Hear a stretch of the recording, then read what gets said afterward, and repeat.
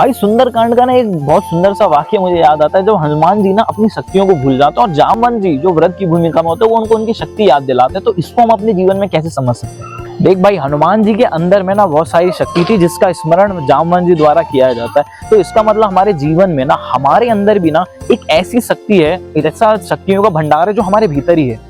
लेकिन एक्चुअल में क्या है, हम उस शक्ति को जानते ही नहीं है। हम उस शक्ति को ना अपने अंदर है तो, लेकिन हमें पता ही नहीं है कि वो कहाँ है, कैसे उसको तक पहुंचा जा सकता है। तो इसीलिए क्या है, वो शक्ति ही है आत्मज्ञान, सेल्फ रियलाइजेशन। उस तक हम नहीं पहुंच पाते हैं, इसलिए हम दुखी, तनावग्रस्त रहते हैं। तो इसीलिए हमारे भीतर भी शक्तियों का एक भंडार है।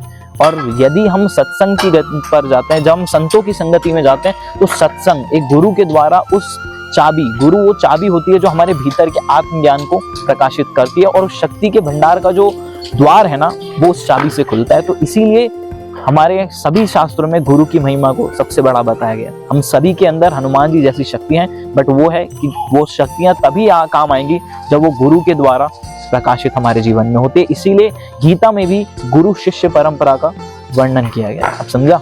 ओ अच्छा, अब मैं समझ गया।